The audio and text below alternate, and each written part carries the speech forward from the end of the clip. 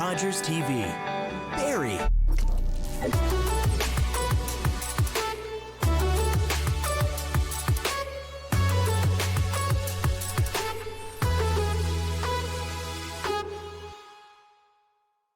What's up, everybody? Welcome to Inside the Game, your coolest source for everything in video games. Now, you want to be a part of the show? Then head to InsideTheGame.ca. With there, you can submit your clip and end off our show. Now, did you know we're also on twitch.tv/theofficialitg every Monday to Friday at 10 a.m. Eastern, and also with our podcast on Friday afternoons. Now, we got a jam-packed episode, everything from virtual battlegrounds, the Predator making his own appearance in this week's episode, so let's get started with the Inside Scoop.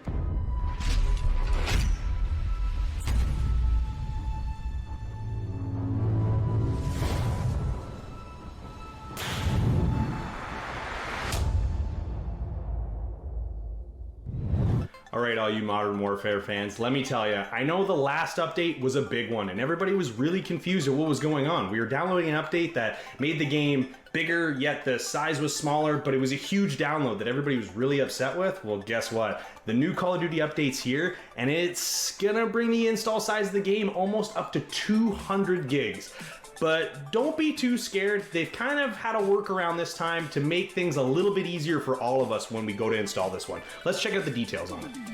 A new Call of Duty Modern Warfare patch is out now, but the process of updating your game on console this week is going to be slightly different than usual. Developer Infinity Ward has split the update across two separate downloads to try to take off some of the burden of downloading one big patch like they did last time.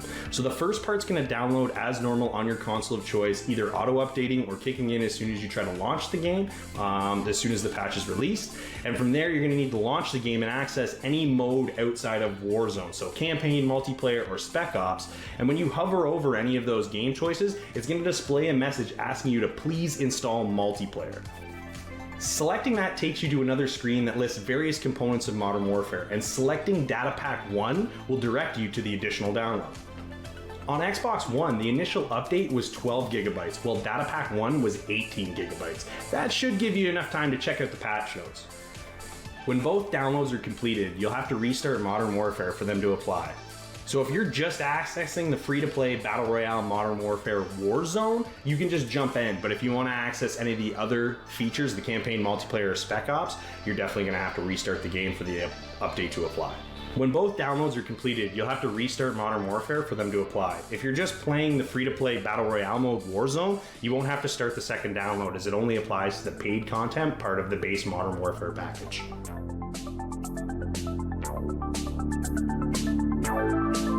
We had some unfortunate news this week with The Last of Us Part 2 story being leaked. I'm not sure why anybody would want to do this, but it's out there, so if you see anything about The Last of Us Part 2, be careful, you might get spoiled. It kind of hurts everybody, to be honest. Fans of the game, as well as the developers Naughty Dog themselves. After working on a title like this for so long, so many years, why spoil it for everybody? Kind of ruins everything. However, we did get release dates and some more exciting news ahead of us. We found out that The Last of Us Part 2 is going to be released on June 19th, and less than a month later, Ghost of Tsushima is going to be released on July 17th. So, we've got some PlayStation 4 titles to play this summer.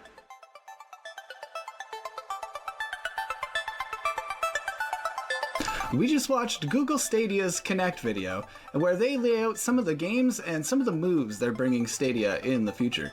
Now, if you want to check the full version of that, we have our full version of our React down on the YouTube channel. I want to recap just a couple highlights from that video though. One of the major things is EA is bringing up to 10 titles in the near future to the Stadia platform.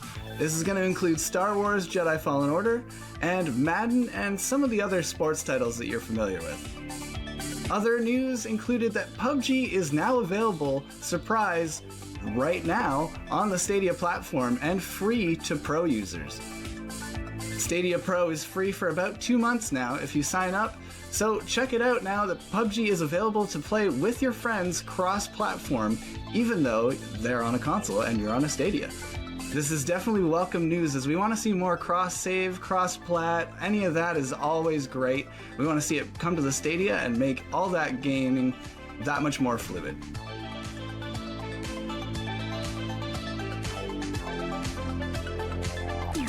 Are you guys excited about the next generation of gaming? Because Phil Spencer says he is, and here's why. He claims that the shift in gaming is going to be almost the same from that of the 2D era to the 3D era. Now that's a pretty bold statement, but Phil Spencer claims that the ray tracing technology and the dynamic latency input, the DLI, tech alone are massive improvements to the generation, giving you the fastest response times ever from your controllers. So, is this making it the whole next generation skip worth it? I think so, because everything else about this console sounds amazing.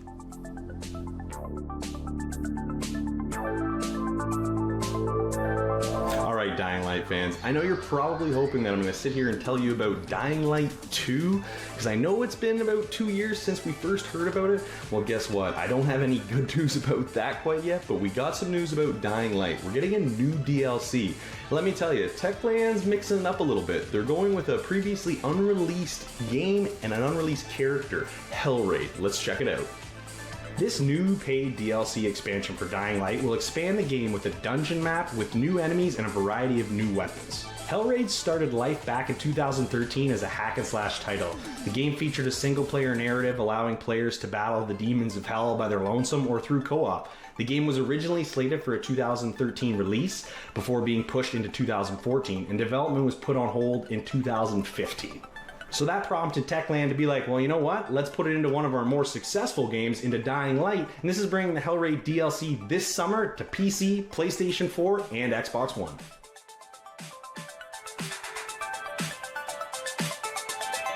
Well, it looks like those rumors of Assassin's Creed being set in the Viking time period are actually true. The team that brought us Assassin's Creed Black Flag and Origins is back with Assassin's Creed Valhalla. We'll be playing the role of Eivor, a Viking raider known for its dark times in the dark ages of England, who's going to be bringing a whole new story and a whole lot more game mechanics that I am excited for.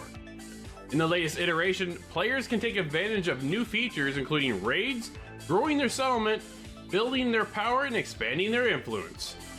We can't wait for players to experience the incredible Viking journey ahead of them, said Ashraf Ismail, creative director of Assassin's Creed Valhalla. Being in Eivor's boots as both a Viking raider and a clan leader, players will face the conflicts of establishing a new home in the midst of a power struggle for control of England. It appears we're going to get the option to choose the female or a male protagonist this time around, picking up where Assassin's Creed Odyssey left off. And we'll be able to customize tattoos, hairstyles, all kinds of stuff, our settlements. This is exciting things coming for Assassin's Creed. I'm pumped. Hit us up at InsideTheGame.ca and let us know what you think of Assassin's Creed Valhalla.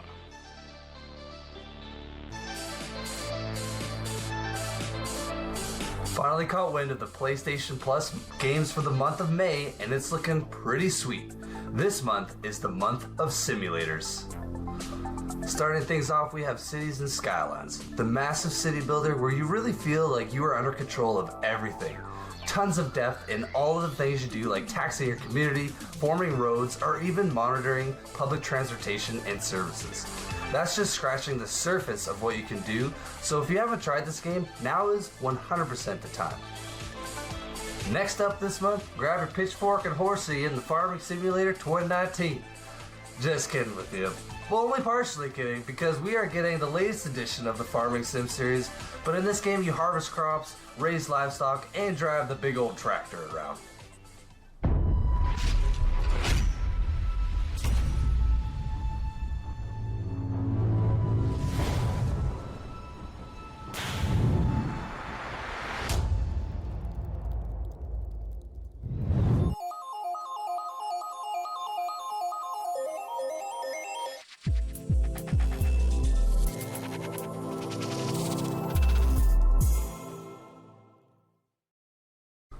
Alright, Drew, if it bleeds, we can kill it.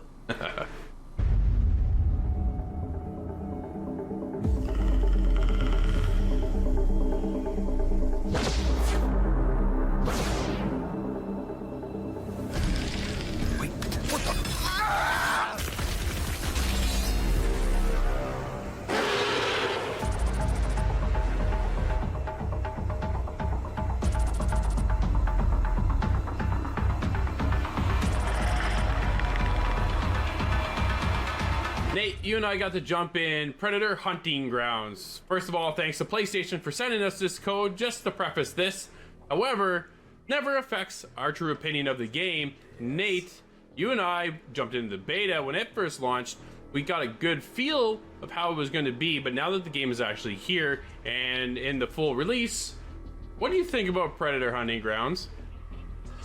Okay, buddy, so I'm a long-time fan of Predator and all the movies, and every time that they've ever created a game with this creature, I always have to try it. So moving into this one, dude, I loved it, man. This is an awesome experience. Not a perfect experience, Nope. but a really fun time.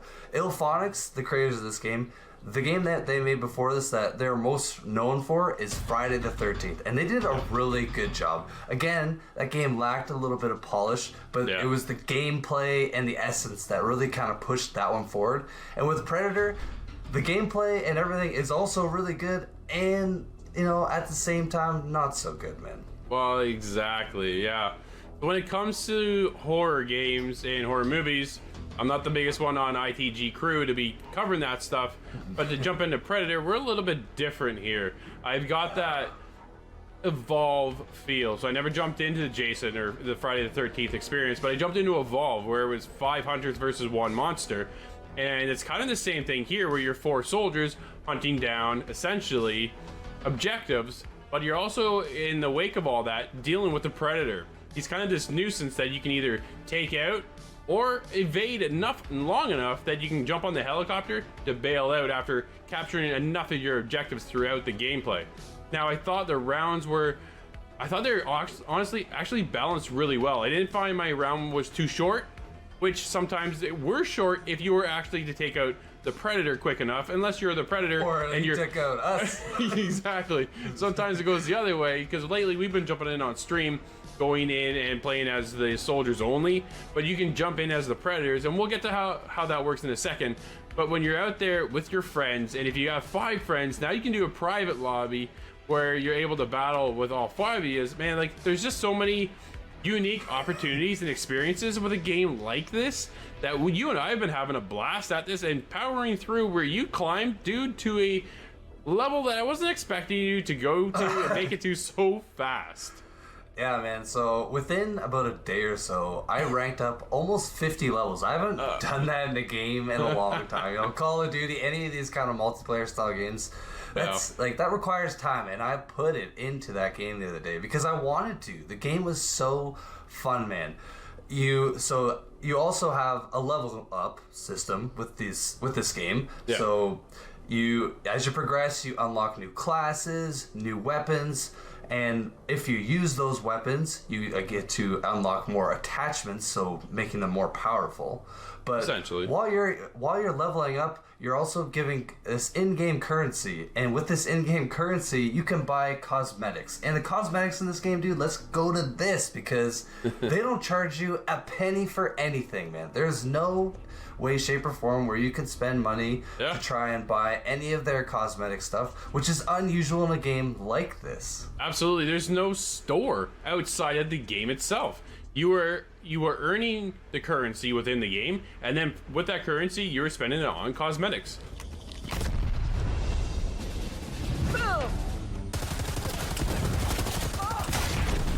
Good job, soldiers. This specimen is in excellent condition. A substantial bonus is being wired to your account.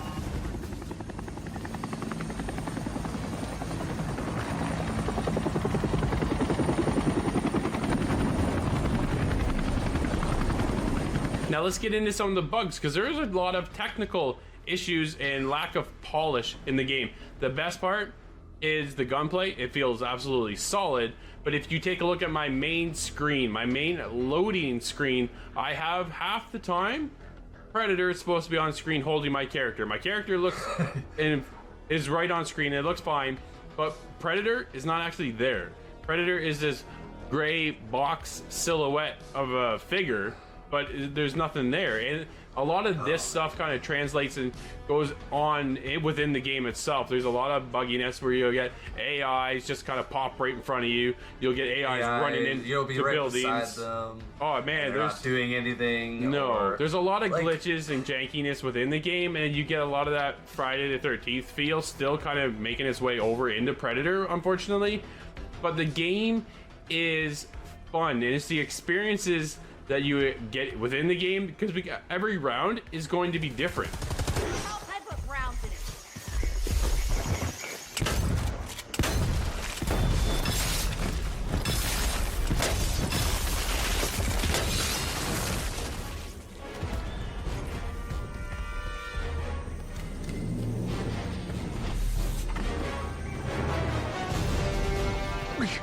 Now, Nate, you and I mostly played as the soldiers, but once in a while we actually jumped in as the Predator. How does the Predator feel?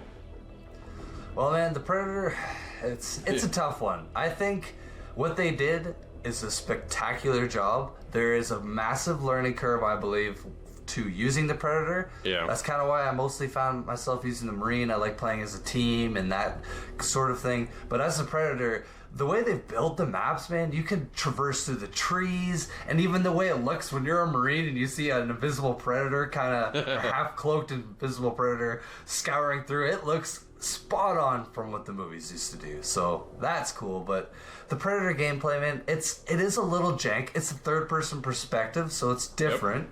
Yep. You have that advantage, which you need because, you know. Yeah, there's a heavy focus on the parkour element of the Predator and in the trees, and sometimes just to get onto the tree doesn't necessarily connect either, and that's one of those quality of life issues we're experiencing right now with the launch of the game.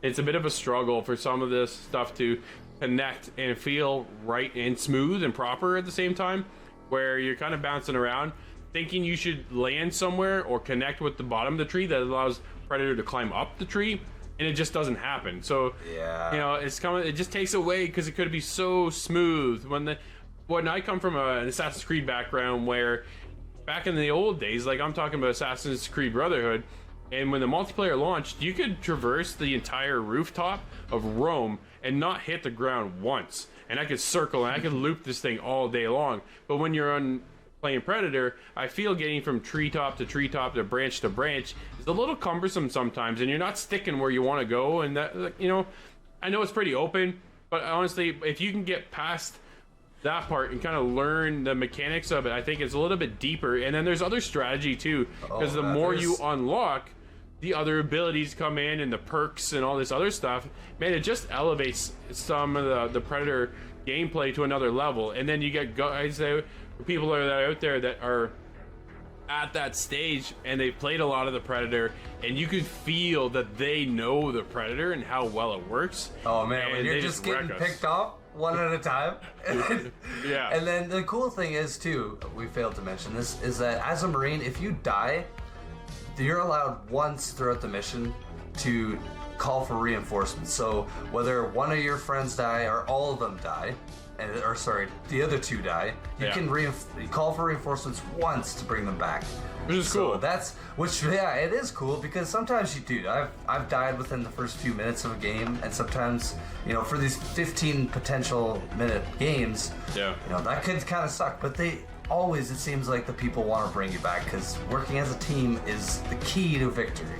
15 members down. Stick to the mission. Well, Nate, I think Predator Hunting Grounds is a good game, but it's not perfect and needs a lot of polish still. What do you score in this one? Well, man, unfortunately, the jankiness with the AI and some of the kind of quality of life issues in the game kind of took me out. But all in all, man, it is so fun. You can tell that the creators of this game really know the Predator and understand all the lore behind him. So, dude, this game is getting a 7. This is a must grab. If you're into PvP, pick this one up. This one is definitely cool. It's unique, and every time that we play, we're always in for something new and exciting. You never quite know, because it's never the same. gameplay throughout. The mechanics are there and the objectives are there, and those vary from time to time as well, but you never know what's going to happen throughout the match. That either the Predator's going to take you out, you're going to escape, you're going to take out the Predator. There's always something else and exciting to keep you coming back. I'm there with the 7 as well.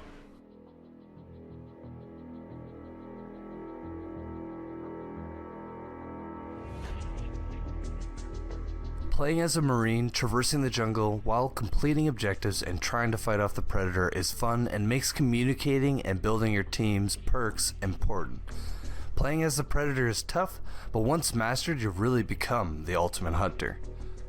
The game needs some polish for sure, but IllFonic really knows how to make old movies into amazing games. Stick to the mission. We're moving out.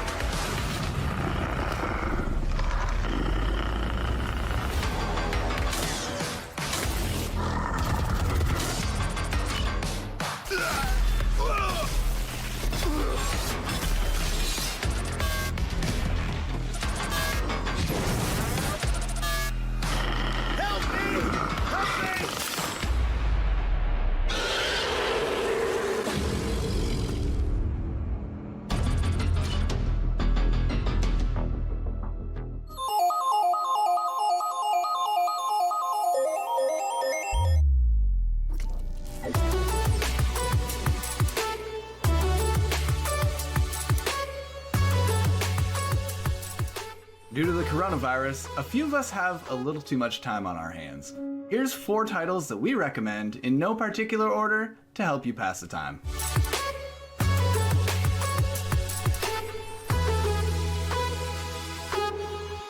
Number 1. Easily one of the most visually beautiful worlds to reach this generation, Red Dead Redemption 2 will have you gazing at the vistas of the Old West for hours. After a robbery gone wrong, Arthur Morgan and Duchess Vanderlyn gang will have you lost in a rich and intriguing story that will last for days. If that isn't enough for you, posse up with friends and take on the old western landscape by storm with PvP or PvE game modes that extend the gameplay past the 400 plus hours that you can play just within the story itself. Number 2. The Division 2.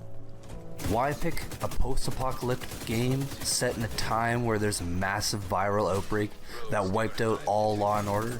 In a time where you, a Division agent, have to fight back against those who would try and create their own corrupt, evil hierarchy? Or to fight those who believe it is their duty to cleanse the world of all those who are infected? Because it is your duty to join the Division, to rescue the President and retake DC. It is your duty to travel back to New York and take down the betrayer, Aaron Keener, and kill all of his pets. It is your duty to fight for your country and regain freedom. Now, as much as this game in a crazy sense relates to the real world, it is also a spot-on game as far as any looter shooter goes. A very in-depth and rewarding progression system, tons of weapons, armor, cosmetics, skills, mods, abilities, and more to choose from making your experience and character build unique in comparison to anybody else. Lots of activities, both PvP and PvE, with a very friendly community that has always wanted to help out. And right now, the best part about this game is you can try it for free. Everybody has access to the first 8 hours, or at least until you are level 8. I've already sunk hundreds of hours into this game and plan on putting a lot more.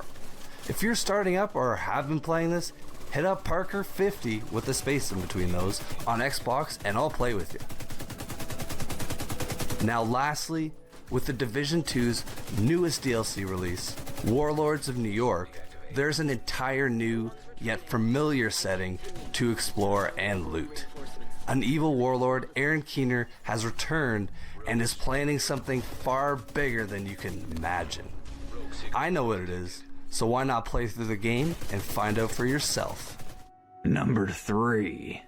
So my pick's definitely geared more towards the sports fanatics of us in quarantine right now. Let me tell you, I've been playing NBA 2K20 on Xbox One. Big reason why it is free on Game Pass right now, which is awesome because any sports games I get my hands on, I'm usually all about. But this one in particular, I seem to really be enjoying. I haven't played a ton of 2K games in the past. I've dabbled, but I actually have never owned one. So this is the first time I've ever actually owned one, and I've been playing through it. And let me tell you, I'm having a blast playing my career. I love creating my own player, getting drafted by my favorite team, the Raptors, and you know what, and moving on to become a franchise player as the seasons go on. That's just something I really enjoy about this game.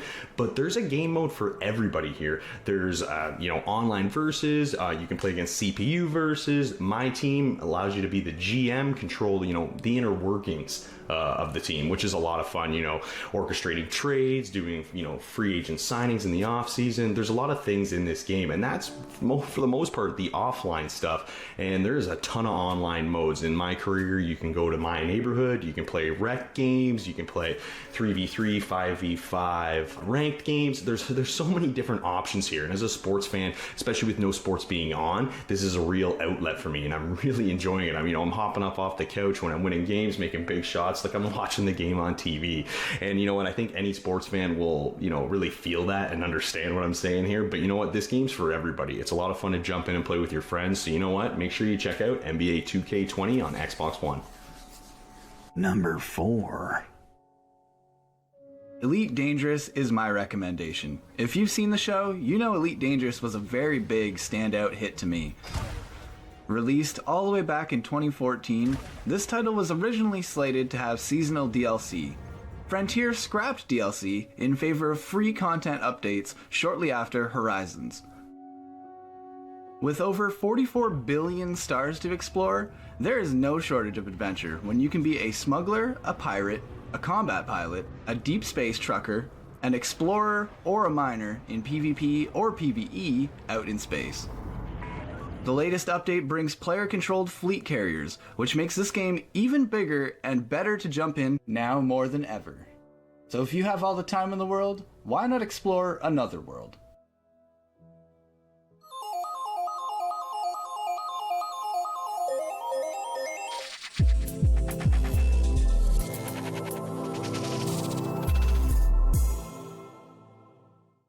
Well, Drew, we're not arborists, but we are checking in the father tree in Arboria. Let's check it out.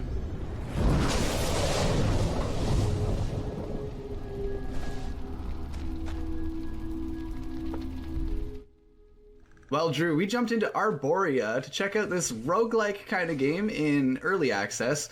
It's a punishing one, but what was your first impressions? Absolutely that. It was punishing. You know what? I was impressed though overall. Like these type of games, the roguelike isn't really my style because you are punished over and over and over when you do fail. Yeah. But the start of the story and the introduction of the characters I thought were really cool. Your main character is what you thought was your main character very quickly turns into something else, and you're off to find where that character goes, and that's the whole plot twist and everything that kind of gets the game going.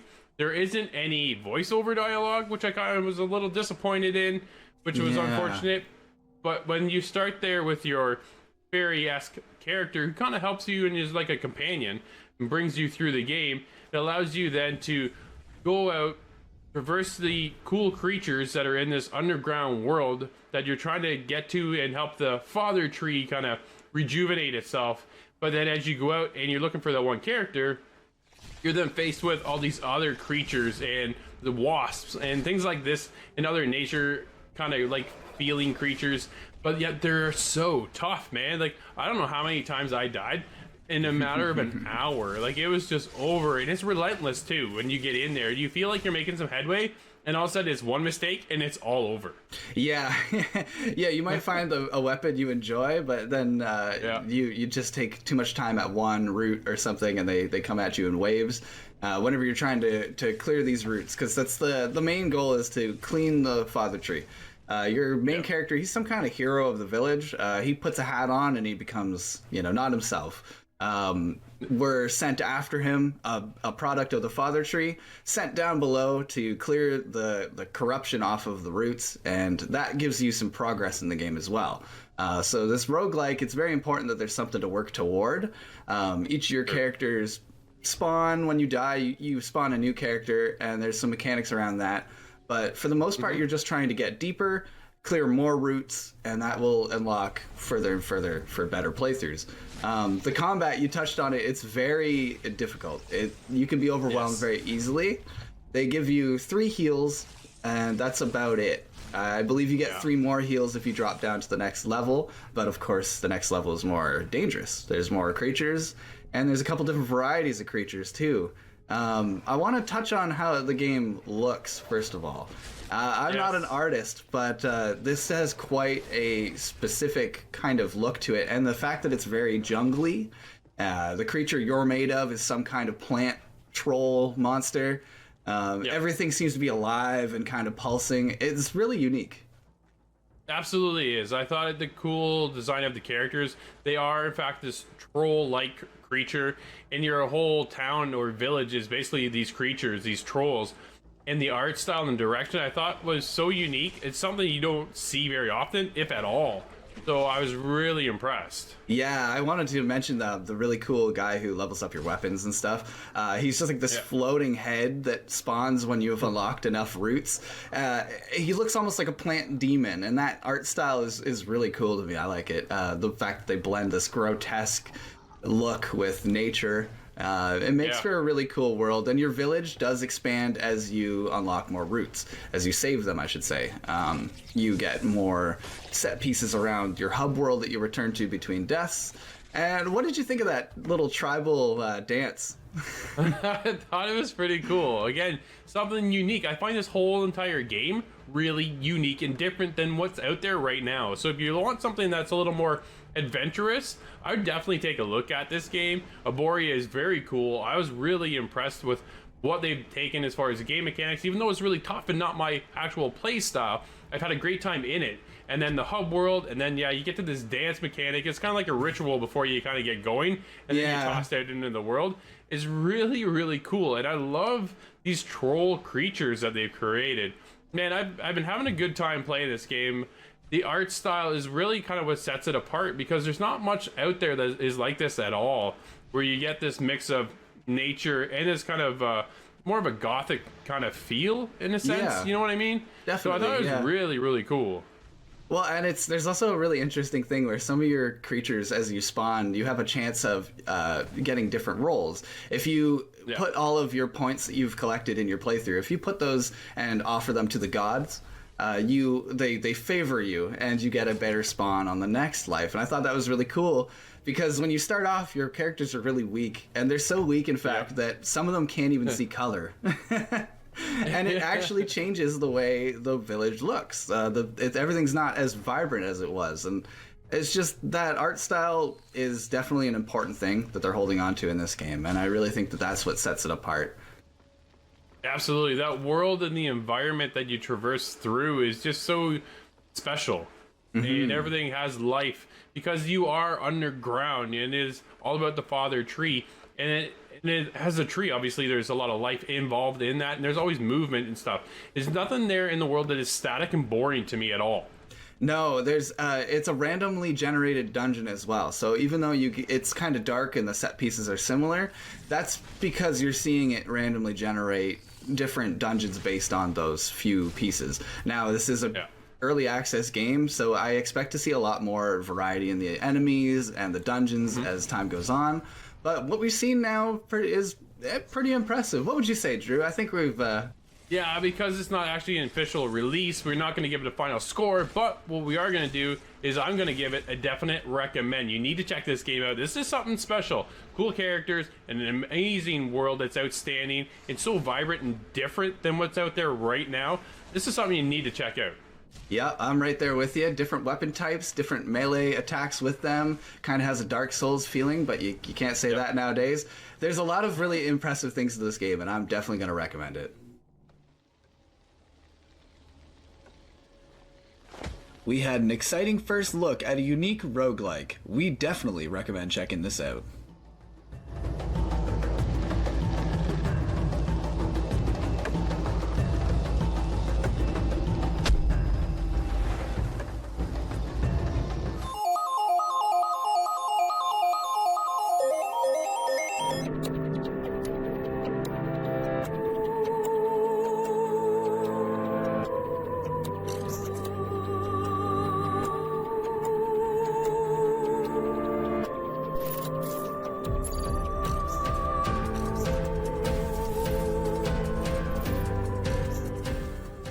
All right, Scott, you ready? It's time for some Battle Royale in VR. Oh yeah.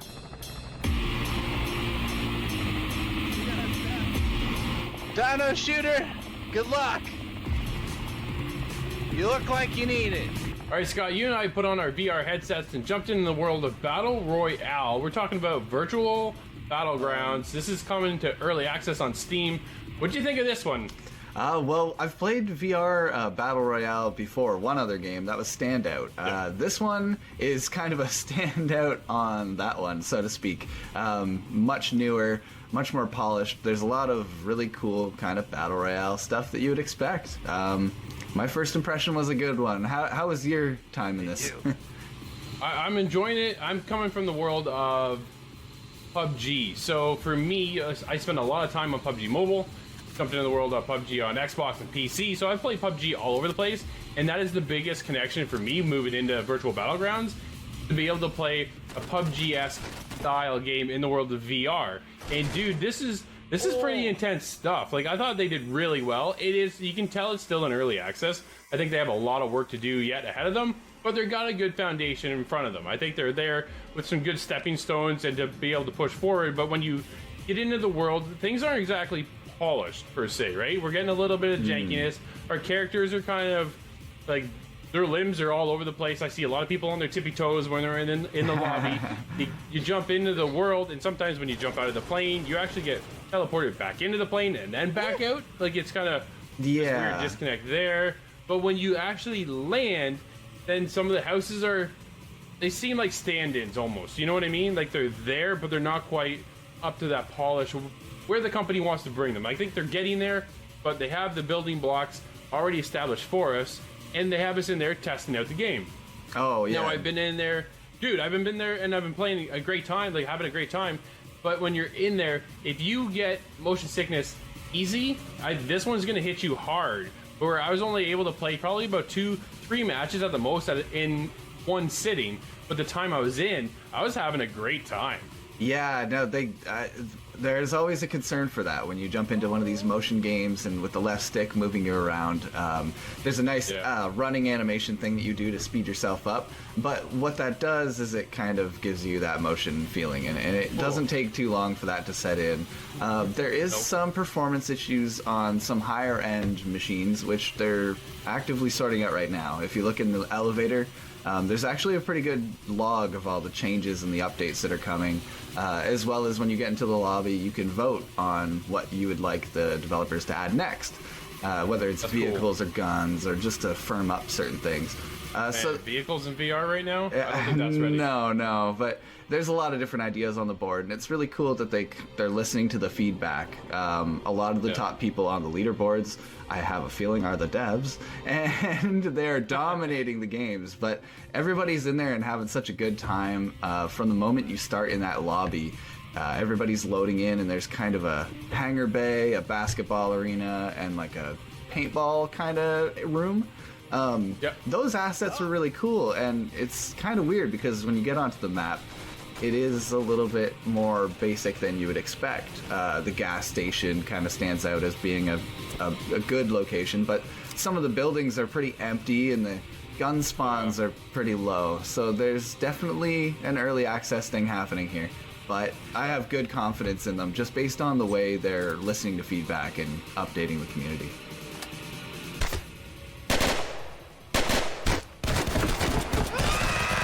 I think they have a good foundation going forward. I want to see more customization options when we're out there looting for guns and gear to build up. I don't feel like I have a gun that's a step above. I think if I find a good scope, then okay, then I got a good scope to go with my gun, but I don't have all the extra perks you see when you're out there in other battle royales, right? So I'd like to see more customizations, more items to be able to attach, and have it make a difference and make it matter when I'm out in the field. Well, now, I did find a sniper rifle when I was in a tower, and I had a decent scope. So when I was up in this tower, dude, I picked off a guy that was down the hill and he was far away.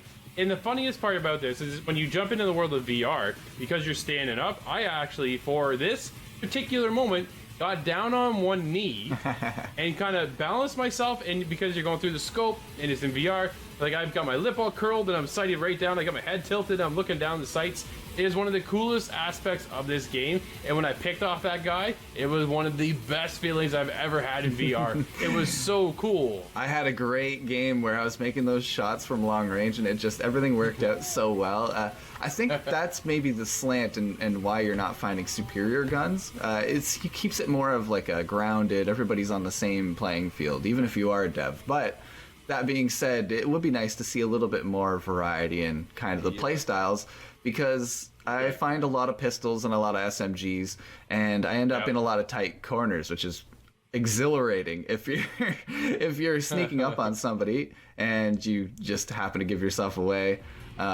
It's some of the most exciting gameplay I've played in VR, and this is definitely a good starting spot, even if they do have some bugs. Achoo!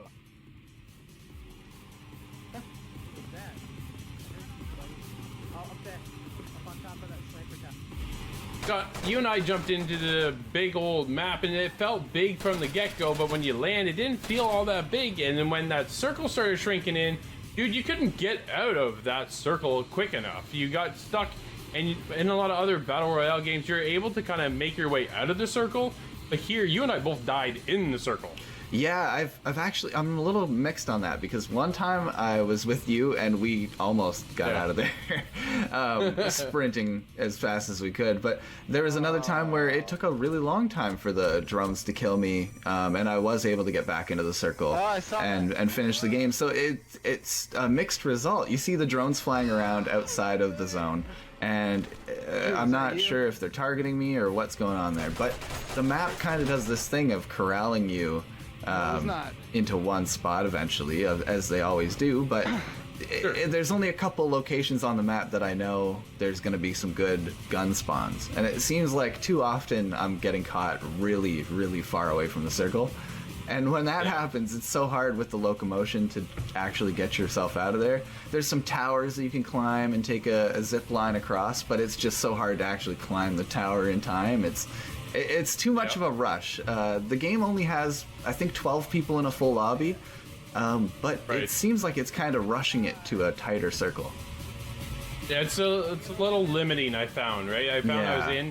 They're quick games, but again, I guess that kind of plays to the fact that it is VR, so you're not stuck in the same match for so long and getting motion sickness, so they allow you to kind of get in, get around in, and if you are like me, suffer from motion sickness relatively quickly and easily, then you're able at least to play a match before or whatever. But like my girlfriend jumped in and she wasn't even done the match, and she's like, I am done. she had to bounce. It was that. But yeah, getting caught in that circle, I found there's just no way to kind of get out of the circle quick enough. I died almost instantly because I was so far away from making my way out. That other places or other battle royales have either vehicles or just a kind of a quick zip line in, but as you said, getting that zip line sometimes in virtual battlegrounds is a little more difficult than others. And limiting, even if you do get to it, sometimes it's not going the right place, and it doesn't help you much anyways. Fair.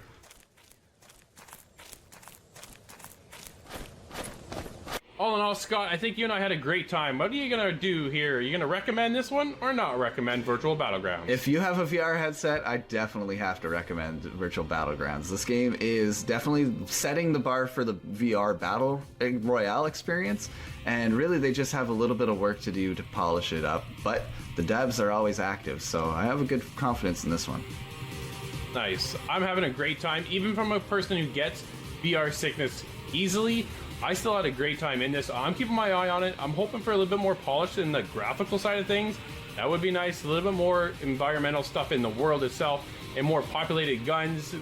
There's a lot yet to do, but so far for an early access in the world of Battle Royale and the VR, I'm loving it and absolutely recommending it. An impressive Battle Royale entry with great gunplay and a booming community. This raises the bar for future competition. Do svidaniya.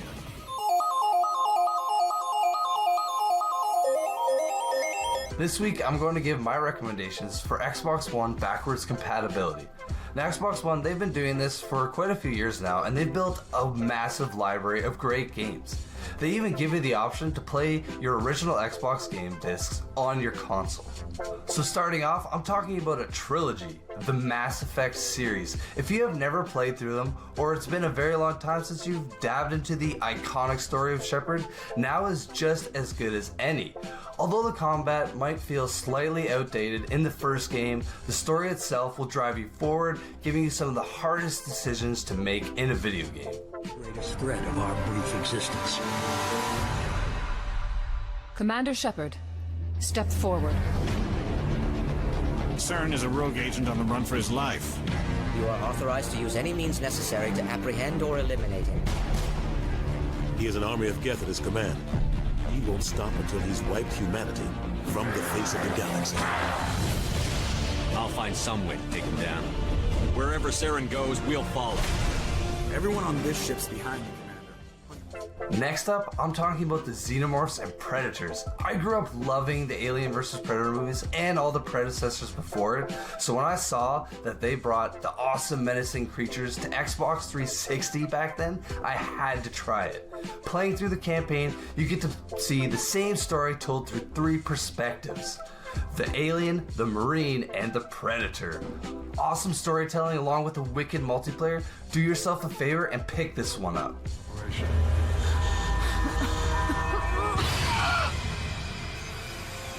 Let us hope my predecessor's faith in it was justified.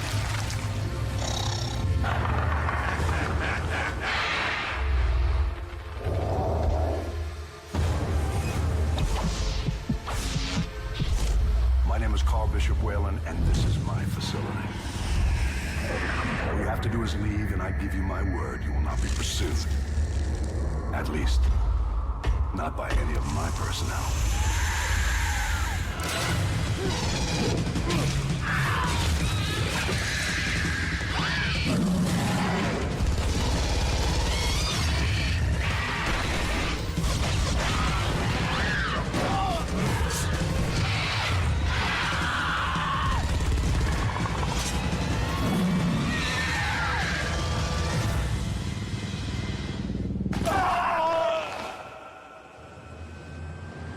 The last game I'm talking about is another gem, and now that Valve has finally released the next installment to Half-Life series, the Orange Box is a must-grab. Back in the very early 2000s, Half-Life 2 came out and absolutely blew everyone out of the water with top-of-the-line graphics, physics, and story arc, unlike anything we've ever seen. Playing through the silent protagonist Gordon Freeman is still wicked in this amazing universe Valve has created. And well, if you have never played or used a grav gun, do yourself a favor, use one.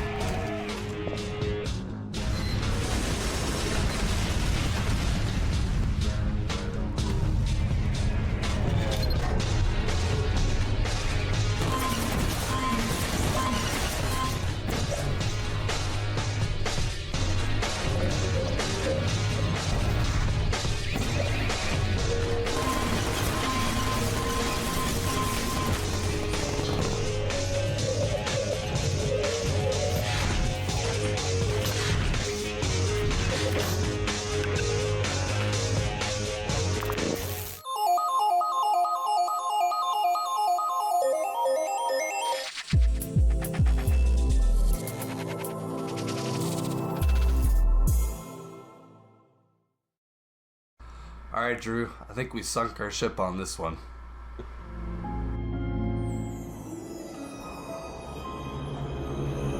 Yes. There you are, oblivious, drifting through the Atlantic. You know not what awaits you, gifted one. All right, Nate, you and I jumped into Dread Nautical, a turn-based game that takes place on a ship, and it didn't really hit home with us, and I think our ship kind of sank. Yeah, man, this game, so I don't really know how to put a genre on it. It's kind of your strategy skirmish style game, turn-based, but at the same time they also have survivor elements. So, I don't know. Did they do a good job on any of these points? Not really, man. So let's get into the gameplay. Yeah, before we get there, let's talk about the story, though. Because Okay, the yeah, overall story of the game is the fact that you are out on a cruise, and you had an option to pick between 4 characters, and they all had different, abilities and stuff like you kind of expect going into something like this.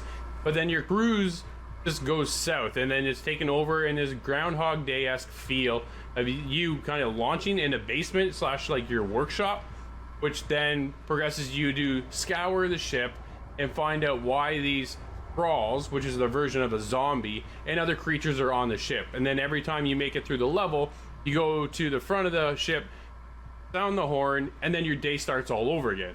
That is basically the most simplistic version of the story, but everything about this game, honestly, Nate, is simplistic. Yeah, man. So the combat, let's move into the combat. Yep. It's like we said, turn-based, and I'm gonna relate to Gears Tactics because I just reviewed this earlier this week. Yep. So it's it's kind of the closest thing to it. But in that game, you have pretty big maps and lots of areas to move. In this game, you have 3 to 4 action points. You can accumulate more if you level up your character. Yep. But you have that many action points, and that many points moves you that many spaces.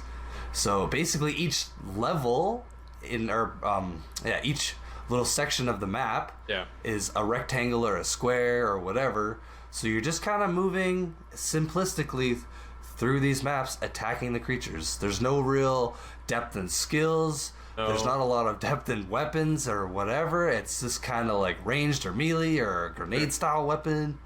Yeah, it's man, everything about the game is it's so empty feeling. A lot of it is really boring. I found the characters were boring. I felt the combat was boring. I felt there's no strategy when placing your characters around the rectangular area / square area that you're in. So you go to the map, but every time you go to a different floor of the ship, it's essentially the same part of the ship, just in different order.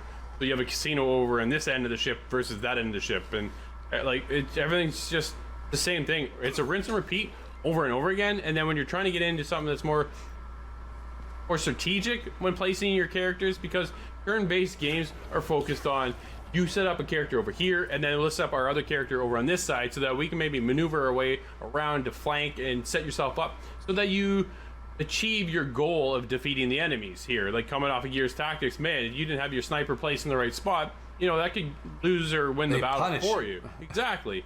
Where here, it was, dude, you couldn't move anybody away from each other.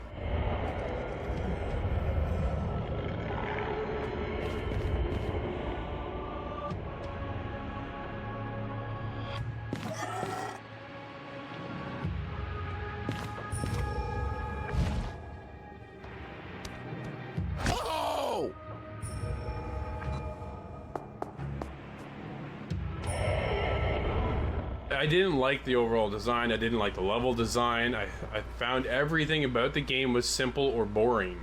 It was just nothing was there to propel me to have an interest in my character, an interest in the character or survivors we're out there to get. So half the time when you're into a battle scenario and you're moving your characters around, everything will take a turn. But if you find a survivor that isn't joining your group yet, it will go to them as well as they move around. I'm like, you have nothing to do with what I am actually participating in, but yet I have to go watch you move for some particular reason, which I didn't understand at all. Like, there's just a lot of missteps coming off of all of these tactical games with these turn-based games that we're playing right now. To go to this one, man, it was hard to play, I gotta be honest. It was really tough, man. And they even tried to throw in some survivor elements where you're finding other survivors as well, which there's some dialogue there, and I appreciate that there's voiceovers for the characters and they were done well. Yep. But you're just given 4 options, and it's not usually obvious which one you have to pick, and if you don't pick the right one, you lose reputation with that follower. So you end up maybe not even be able to get them on your team. Yeah, it was just weird, man, because you go to find these survivors and you talk to them and like, hey, you should join my team. Yeah, but come back tomorrow and I'll see how I feel. Yeah, I'll see you on deck 7. Okay, I get that that's the portion that's trying to push the story forward, but it just felt so lame. I don't know. Everything's kind of sucking out right now here, and everything's really hard with all these thralls, these zombies that are kicking around. But yeah, come back tomorrow and see how I feel. Like it was just weird. I didn't like the storytelling. I didn't think it was fleshed out enough. There's just lack of personality in the game. Really hurt this title.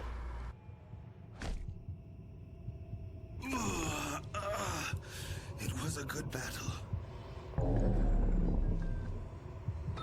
Well, Nate, I think Dread Nautical kind of sank our ship a little bit. What do you score in this one? Yeah, unfortunately, this is probably one of the worst crews I've ever been on, and I'm gonna have to give it a 3, man. The poor character design, the poor graphics, just the overall kind of the gameplay itself, it all was lacking for me. 3. Yeah, a lot of it was really boring, to be honest. The gameplay, the battle system, there was no strategicness needed here at all. Like the hub world, the rinse and repeat of a Groundhog Day scenario for a game like this was just too boring for me. I'm there with a 3 as well.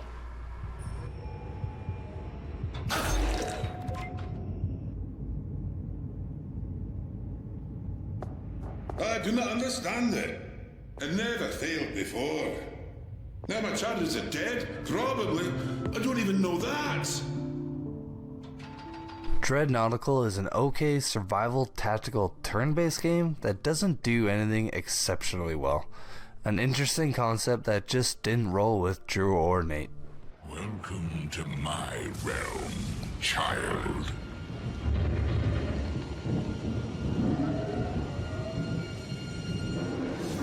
A realm of darkness.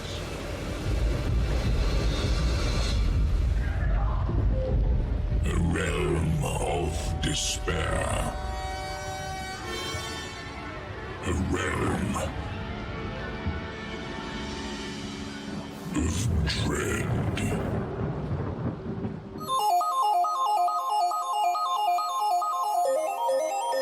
That'll be it for this week's show. Now each and every week, you guys hit us up at InsideTheGame.ca to submit your highlighted clip. And this week, we've got Red Fox 82 lighting it up and some Apex. Thanks so much for watching this week's show, and we'll see you next week inside the game. You're welcome. I love you too. Round 3. Beginning ring countdown. We're inside the ring. Got the positional advantage.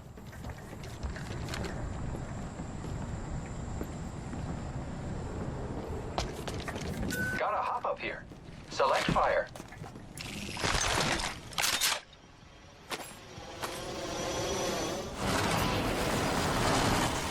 Observing that spot over there. Making contact with enemy.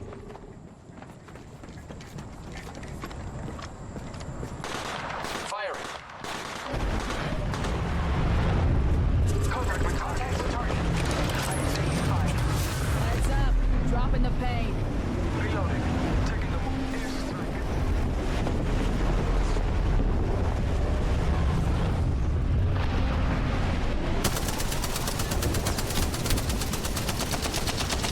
Reloading.